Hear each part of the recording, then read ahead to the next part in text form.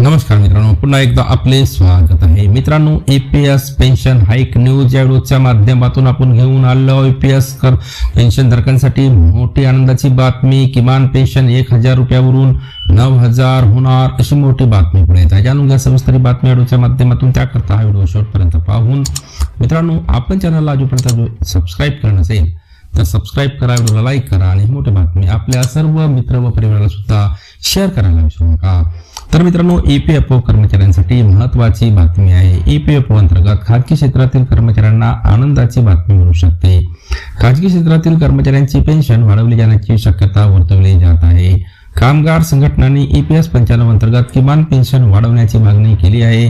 Pension 1000 रुपयावरून 9000 रुपये करण्याची मागणी पुन्हा केली आहे. हा मुद्दा संसदेत आणि सर्वोच्च न्यायालयात पोहोचला आहे.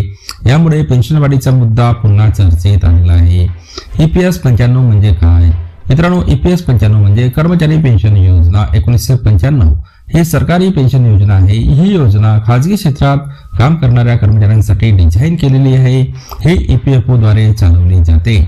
जेव्हा कर्मचारी PF मध्ये पैसे जमा करते तेव्हा नियोक्त्याच्या योगदानातील 8.3% रक्कम पेन्शन फंडात जमा केली जाते. सरकार यावर 15000 रुपयापर्यंतच्या पगारावर 1.16% पगार परतावा देखील देतात. यामध्ये कर्मचाऱ्याला सेवानिवृत्तीनंतर मासिक पेन्शन मिळते.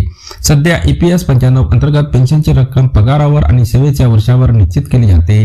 किमान पेन्शन ही 1000 रुपये आहे. आता ही पेन्शन वाढवण्याची मागणी केली जात आहे. 7500 रुपयाची पेन्शन फक्त 15000 रुपये पगार मर्यादा आणि 35 वर्ष सर्व्हिस केलेल्या कर्मचाऱ्यांसाठी लागू होते. दरम्यान काही पेन्शनधारकांना त्याच्या कामाच्या वर्षानुसार जास्त पेन्शन मिळते. त्यांना 9000 रुपयापेक्षा जास्त पेन्शन मिळते. पेन्शन 9000 रुपयापर्यंत वाढवणार का? तर मित्रांनो, किमान पेन्शन 1000 रुपयावरून 9000 करण्याची मागणी केली जात आहे. म्हणजेच पेन्शन 9 पट वाढवण्याची मागणी आहे.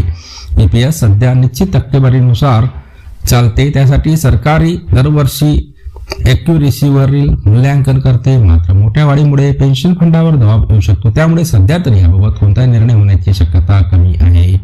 पुन्हा भेटूया नवीन अपडेटसह पुढच्या व्हिडिओमध्ये. धन्यवाद.